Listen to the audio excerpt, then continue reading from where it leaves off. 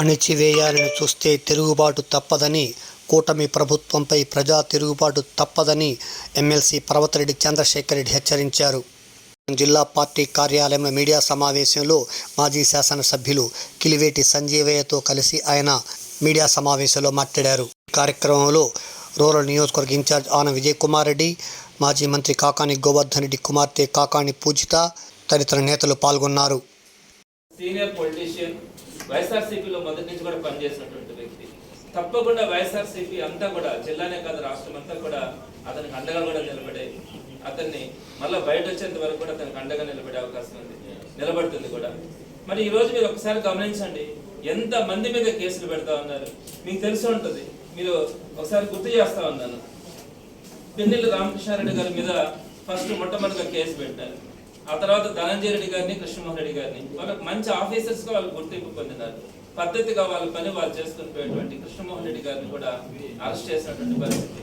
ఈ రోజుని కూడా జైల్లోనే వాళ్ళని నిర్బంధించి బయట రానివ్వకుండా చేస్తున్నటువంటి పరిస్థితిని చూస్తా ఉన్నాం. అలానే సీతారామాంజనేయులు గారు ఒక సీనియర్ ఐపీఎస్ ఆఫీసర్, ఆయన ఏదో ఒక కేసులో ఇప్పుడు చూస్తే ప్రతి ఐపీఎస్ ఆఫీసర్ మీద, ఐఏఎస్ ఆఫీసర్ల మీద కేసులు పెట్టాల్సిన పరిస్థితి భవిష్యత్తులో వస్తుంది. మరి సీతారామాంజనేయులు గారు ఆయన విధిని ఆయన నిర్వర్తించినాడని చెప్పి గత ప్రభుత్వంలో ఆయన తీసుకెళ్లి అరెస్ట్ చేసినటువంటి పరిస్థితి మనం చూసినాం. అలానే చెవిరెడ్డి భాస్కర్ రెడ్డి గారిని కానీ, మిథున్ రెడ్డి గారిని కానీ, కాకాని గోవర్ధన్ రెడ్డి గారిని కానీ, కొమ్మినేని గారిని కానీ, పోసాని కృష్ణమోహన్ గారిని కానీ, వల్లభనేని వంశీని కానీ, నందిగామ సురేష్ని కానీ, ఈ విధంగా ఎంత మంది మీద మీరు కేసులు పెట్టి ఈ రోజు నిర్బంధిస్తా ఉన్నారు. ఇంకా ఒక లిస్టు పెట్టుకొని ఉన్నారంట, విడుదల రజనీ గారిని అరెస్ట్ చేయాలని, రోజాను అరెస్ట్ చేయాలంట, పేర్ని నానేని అరెస్ట్ చేయాలంట, కొడాలి నానేని అరెస్ట్ చేయాలంట, అనిల్ కుమార్ యాదవ్ని అరెస్ట్ చేయాలంట, నల్లరెడ్డి ప్రసన్న కుమార్ రెడ్డిని అరెస్ట్ చేయాలంట, అదేవిధంగా కావలి ఎమ్మెల్యే ప్రతాప్ రెడ్డి గారిని అరెస్ట్ చేయాలంట. ఈ విధంగా అరెస్ట్ చేసుకుంటా పోతా ఉంటే లాస్ట్కి ఎట్లయిపోయిందంటే, అరెస్ట్ చేయడం అన్నది రాజకీయాల్లో మామూలేమో, తప్పనిసరి పరిస్థితుల్లో ప్రజల కోసం పోరాడేటప్పుడు అరెస్టులు తప్పవేమో, చివరికి ఒకటి అందరూ కూడా ఒకటి ఫిక్స్ అయిపోయాం, ఏ రోజుకైనా వీళ్ళు కూడా ప్రజల తరపున పోరాడేటప్పుడు ఖచ్చితంగా నిర్బంధిస్తారు. కాబట్టి ఈ రోజు ఎప్పుడు కూడా వైఎస్ఆర్సీపీ పార్టీ కార్యకర్త గాని, నాయకులు కానీ అరెస్ట్ చేస్తారనే భయం ఎవరికి కూడా లేదు. ఎందుకంటే స్వాతంత్ర సమరంలో అనేక మంది జైలు పాలైనారు. ఇప్పుడు కూడా ప్రజల పక్షాన పోరాడే క్రమంలో అందరూ కూడా జైలు పాలు కావాల్సి వస్తుందేమో, దేనికి కూడా భయపడే పరిస్థితి కూడా ఉండదు. మీరేదో ఒక 4 రోజులు జైల్లో పెడితే భయపడిపోయి మిగతా వాళ్ళందరూ కూడా సైలెంట్ అయిపోతారు అనే ఆలోచన కనుక తెలుగుదేశం పార్టీ కనుక వస్తే అనుకుంటా ఉంటారు. ఇంకొక పాయింట్ కూడా, ప్రజలు తిరుగుబాటు ఏం చేయట్లేదు, ప్రజలు సైలెంట్గా ఉన్నారని. ప్రజల్లో ఉడికిపోతా ఉన్నారు. ఈ రోజు పేదవాడు వాడు కనీసం బతకడానికి అవకాశం లేదు, వాడి దగ్గర కొనుగోలు శక్తి లేదు, వ్యాపారాలు చేయలేకపోతా ఉన్నాడు, వ్యాపారస్తులు ఇబ్బంది పడతా ఉన్నారు, మనీ రొటేషన్ లాడిపోతా ఉన్నారు జనాలు. ఈ 4 సంవత్సరాలు లేదా 3 సంవత్సరాలు ఇదే పరిస్థితి కనుక కొనసాగితే ప్రజలు బతికే పరిస్థితి కూడా లేదు. వీటన్నిటిని కవర్ చేయడానికి, కప్పిపుచ్చుకోవడానికి మీరు ఈ విధంగా వైఎస్ఆర్సీపీ కార్యకర్తలు, నాయకులు మొత్తం మీద అరెస్ట్ చేస్తే, ఎమర్జెన్సీలో కూడా మీరు ఇంత దారుణంగా అరెస్ట్ చేసిన పరిస్థితి అయితే మనం గమనించున్నాం. ఇంత మంది మీద అరెస్ట్ చేయడం, మీరు అనుకోవచ్చు ఒకసారి ఏంటి మాజీ ఎమ్మెల్యేల మీద, మాజీ మంత్రుల మీద ఇట్లా పనిచేసిన వాళ్ళ మీద కేసులు పెట్టడం ఏంటి అని. ఈ మధ్య ఎవరో ఒక ఆయన అన్నారు, మీరు కూడా కొంతమంది మీద అరెస్ట్ చేసినారు కదా వైఎస్ఆర్సీపీ ప్రభుత్వంలోనే. నేను ఒకటి చెప్తా ఉన్నాను, దానికంటే ముందు ఒకసారికి వెళ్ళండి. జగన్మోహన్ రెడ్డి గారిని 2012వ సంవత్సరంలో, అంటే కరెక్ట్ గా 13 సంవత్సరాల క్రితం, కేవలం అతనికి 39 సంవత్సరాల వయసు ఉంది. ప్రజల్లోకి వెళ్తే విపరీతమైనటువంటి సానుభూతి ఉంది. కొన్ని వేల లక్షల మంది వైఎస్ జగన్మోహన్ రెడ్డి గారిని చూడడానికి వస్తా ఉన్నారని, ఆ రోజు కేవలం 39 సంవత్సరాల వయసు కలిగినటువంటి జగన్మోహన్ రెడ్డి గారిని, అప్పుడప్పుడే తండ్రి మరణించి ఇబ్బందుల్లో ఉన్నటువంటి వ్యక్తిని ఇదే చంద్రబాబు నాయుడు గారు కాంగ్రెస్ తో చేతులు కలిపి అతన్ని జైల్లో నిర్బంధించిన మాట వాస్తవం కాదు. ఏమన్నా అక్కడ కేసు ఉందా? ఆ రోజు ఏమైనా ఆయన పవర్ లో ఉన్నాడా? ఏ అధికారమైన ఆయన చేతుల్లో ఉండి అన్యాయం చేస్తున్నారా? ఆయన అన్యాయాలు చేస్తున్నారు, అక్రమాలు చేస్తున్నారని అప్పుడే ఎంపీగా గెలిచినటువంటి ఒక వ్యక్తిని తీసుకెళ్లి మీరు నిర్బంధించినారు. రోజుల, నెల, 2 నెలలు, 3 నెలలు కూడా కాదు, 1.5 సంవత్సరం మీరు జగన్మోహన్ రెడ్డి గారిని, కేవలం 40 సంవత్సరాలు కూడా లేనటువంటి జగన్మోహన్ రెడ్డి గారిని మీరు నిర్బంధించలేదా? అదే కదా మొట్టమొదటిగా ఎక్కడైనా ఒక పొలిటీషియన్స్ ని ఆంధ్ర రాష్ట్రంలో ఒక సంబంధం లేనటువంటి కేసుల్లో, అక్రమ కేసుల్లో ఈ రోజుకి కూడా మీరు 1,00,000 కోట్ల అవినీతి జరిగిందని చెప్పి ఆ రోజు ఏదైతే మీరు అరెస్ట్ చేసినారు, ఈ రోజుకి కూడా మీరు గత 5 సంవత్సరాల పరిపాలనలో ఉన్నారు. 2014-19 మధ్యలో మళ్ళీ ఇప్పుడు అధికారంలో ఉన్నారు. ఎక్కడికి పోయింది మీరు 1,00,000 కోట్లు అని చెప్పిన మాట?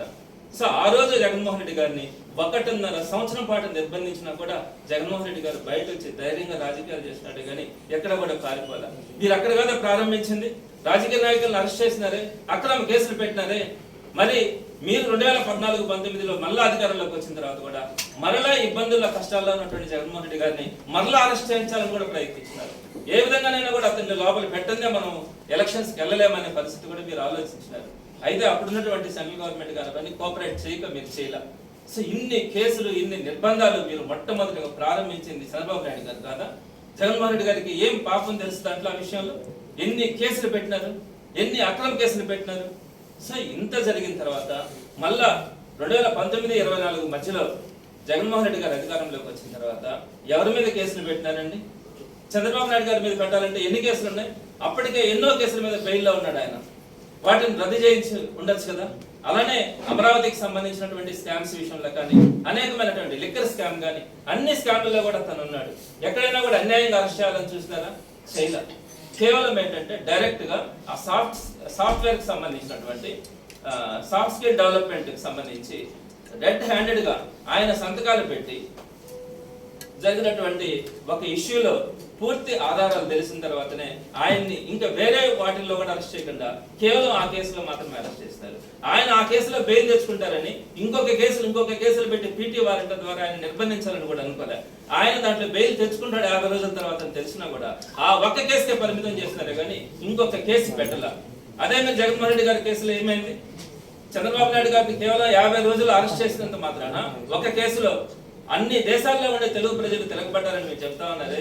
ఎలాంటి సంబంధం లేకుండా జగన్మోహన్ రెడ్డి గారి కేసులో సుమారుగా 1.5 సంవత్సరం నిర్బంధించి ఈ రోజుని కూడా మీరు వెంబడిస్తా ఉన్నారే. ఎట్లాంటి సంబంధం లేనటువంటి కేసుల్లో ఆయన పెట్టినారే. మరి వీటిలో మీకేం తప్పు అనిపించట్లేదా? ఈ రోజు మా లీడర్స్ మీద సుమారుగా నేను ఇందాక పేర్లు చదివినాను, 20 మంది లీడర్స్ మీద మీరు కేసులు పెట్టినారు. సుమారుగా 1000 మంది సెకండ్ గ్రేడ్ లీడర్స్ మీద కేసులు పెట్టినారు. సుమారుగా 10,000 మందికి పైగా కార్యకర్తల్లో కానీ సోషల్ మీడియా యాక్టివిస్ట్ లో కూడా మీరు కేసులు పెట్టి వాళ్ళందరినీ కూడా నిర్బంధించినారు. వాళ్ళందరినీ ఆ కేసుల్లో మీరు వదిలేరా? రకరకాల కేసులు పెట్టుకుంటా ఉన్నారు. పీటీ వారెంట్ల మీద మళ్ళా కేసులు పెట్టి మళ్ళీ వాళ్ళు బయట రాకుండా కూడా చూస్తా ఉంటారే.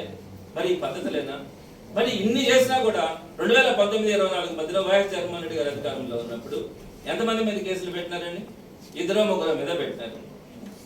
రఘురామకృష్ణరాజు రోజు ఆయన మాట్లాడతారు, జగన్మోహన్ రెడ్డి గారి గురించి విమర్శిస్తా ఉంటే ఆయన్ని ఆ కేసు మీద ఆయన నిందలేస్తా ఉన్నారన్న ఉద్దేశంతో కేసు పెట్టినప్పుడు కేవలం ఆయన 2 రోజులు జైల్లో ఉన్నాడు.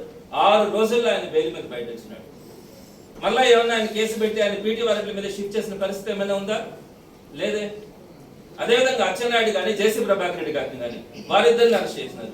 జేసీ ప్రభాకర్ రెడ్డి గారు ఎంత దారుణంగా మాట్లాడారో తెలుసా? వైఎస్ జగన్మోహన్ రెడ్డి గారి అమ్మని, చెల్లెలని, మొత్తం వాళ్ళ ఇంట్లో ఉండే ప్రతి మనిషిని కూడా అంత అసభ్యంగా వినరాని మాటలు మాట్లాడితే కూడా ఆయన బస్సులకు సంబంధించి ఒక అక్రమం చేస్తుంటే ఆ కేసులో మాత్రమే ఆయన లోపల పెట్టినారే కానీ పీటీ వారెంట్ల మీద ఆయన తిప్పి అనేక కేసులు ఏమి పెట్టింది లేదే. అచ్చెన్నాయుడు గారు కూడా డైరెక్ట్ గా మెడికల్ కి సంబంధించినటువంటి స్కామ్ లో ఉన్నప్పుడు ఆ కేసుగానే చూసినారు. అంతే తప్ప ఇంకెవరిని కూడా ఇబ్బంది పెట్టిన పరిస్థితులు ఎక్కడా లేవు. రకరకాల కేసులు పీటీ వారిని పెట్టిన పరిస్థితులు కూడా లేవు. నారాయణ గారు ఉన్నారండి ఇక్కడ ఈ మంత్రి, నారాయణ గారి మీద ఒక కేసు ఏదో క్వశ్చన్ పేపర్ సంబంధించిన కేసు పెట్టినారు. ఆయన ఆ కేసుగానే పెట్టినారే కానీ ఆయన ఖచ్చితంగా లోపల పెట్టాలా, 2 నెలలు 3 నెలలు పెట్టాలా అని ఆలోచన చేయలా. ఆయన ఇక్కడికి వచ్చే లోపల ఆయన బెయిల్ తీసుకున్నా కూడా దాని గురించి ఎవరు కూడా ఏం మాట్లాడలేదు. చట్టం తన పని చేసుకుపోతుంది అనుకున్నారు. ఎక్కడైతే ఎంతవరకు అయితే అవసరం ఉందో కేసు అంతవరకు పెట్టి వదిలేశారు. అంతేగాని వాళ్ళని సాధించాలా, వాళ్ళని ఎట్లనైనా లోపల నిర్బంధించాలన్న ఆలోచన వైఎస్ఆర్సీపీ ఎప్పుడు కూడా చేయాలి, జగన్మోహన్ రెడ్డి గారు ఎప్పుడు కూడా చేయాలి. కానీ మీరు ఈ రోజు ఏం చేస్తా ఉన్నారు? నెలల తరబడి లోపల మగ్గ పెడతా ఉన్నారు ఒక్కొక్కరిని. ఇది తప్పు అని చెప్పి తెలియజేస్తా ఉన్నాను. నేను ఒక సూటిగా 2 మాటలు అడుగుతాను. ఎక్కడైనా కూడా ప్రభుత్వం ఎందుకు ఒకరి మీద కేసు పెట్టాలా? ప్రభుత్వానికి సంబంధించి ఆదాయం తగ్గుంటే మీరు కేసులు పెడితే అర్థం ఉంటుంది. మీరు టీడీపీ గవర్నమెంట్ లో 70,000 చిల్లర కోట్లు మాత్రమే ఆదాయం వచ్చింది. అదే వైఎస్ఆర్సీపీ గవర్నమెంట్ లో లిక్కర్కి సంబంధించి 1,02,000 కోట్ల రూపాయల అమ్మకాలు తగ్గించారు. కోవిడ్ వల్ల కొద్ది రోజులు అమ్మకాలు జరగలే. అయినా కూడా 1,02,000 కోట్ల రూపాయల ఆదాయాన్ని ప్రభుత్వానికి ఆదాయాన్ని చూపించింది వైఎస్ఆర్సీపీ. మరి అక్కడ ప్రభుత్వానికి ఏ నష్టం జరిగింది? కొన్ని ప్రజల విషయాన్ని తీసుకుందాం. అంతకు ముందు బెల్ట్ షాపులు ఉన్నాయి. సుమారుగా 4,000 చిల్లర షాపులు ఉంటే 2,000 చిల్లర షాప్స్ కుదించి ప్రజలకు మద్యాన్ని అందుబాటులో లేకుండా చేయాలన్న ఆలోచనతో ముందుకెళ్ళింది. అంతకుముందు 24 hours అందుబాటులో లిక్కర్ షాప్స్ ఉంటే వైఎస్ఆర్సీపీ వచ్చిన తర్వాత ప్రభుత్వ దుకాణాలు తీసుకొచ్చి కేవలం 11 to 9 మాత్రమే అమ్మడం, 9 గంటల ఒక్క నిమిషానికి కూడా మందు దొరకకుండా రాత్రులు మందు లేకుండా కూడా చూసినటువంటిది. అదేవిధంగా సుమారుగా 44,000 బెల్ట్ షాపులు 2014-19 మధ్య ఉంటే ఒక్క బెల్ట్ షాప్ కూడా మీరు వైఎస్ఆర్సీపీ గవర్నమెంట్ లేదు. ప్రతి షాప్ లో కూడా మీకు పర్మిట్ ఉన్న అంతకు ముందు ఉంటే ఒక్క పర్మిట్ షాప్ కూడా వైఎస్ఆర్సీపీ ప్రభుత్వంలో లేదు. తర్వాత మీరు ఇంకోటి కూడా చెప్తారు, క్యాష్ ట్రాన్సాక్షన్స్ తీసుకున్నారు అని. నేను ఒకటి చెప్తా ఉన్నాను, 2014-19లోనైనా కూడా లేదా ఇప్పుడైనా కూడా మీరు క్యాష్ ట్రాన్సాక్షన్స్ చేస్తా ఉన్నారు కదా. కేవలం ఆన్లైన్ ఫోన్ పే కానీ గూగుల్ పే కానీ ఈ అన్ని ట్రాన్సాక్షన్స్ కూడా ప్రారంభమైందే వైఎస్ఆర్సీపీలో. అంతకుముందు ఆ సిస్టమ్ కూడా లేదు. ప్రారంభించిందే ఒక గవర్నమెంట్ సిస్టమ్ తీసుకొని వచ్చి, గవర్నమెంట్ సిస్టమ్ లో లిక్కర్ పాలసీని తీసుకొని వచ్చి గవర్నమెంట్ షాప్స్ రన్ చేస్తా దానికి సంబంధించినటువంటి ఒక విశిష్ట సాఫ్ట్వేర్ తీసుకొని వచ్చి ఆన్లైన్ ట్రాన్సాక్షన్స్ ని ప్రవేశపెట్టిందే వైఎస్ఆర్సీపీ.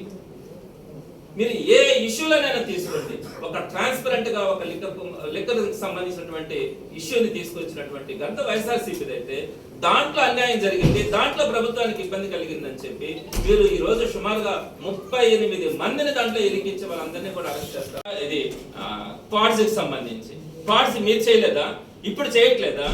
మరి ఆ టైంలో క్వాడ్స్, సరే క్వాడ్స్ గానే చూసి మీరు కేసులు పెట్టినా పర్లా, దానికి సంబంధించి బ్లాస్టింగ్స్ అని SC ST కేసులని వాటన్నింటిని పెట్టి నిర్బంధిస్తుంది. సో ఎక్కడికి వెళ్తా ఉన్నాం?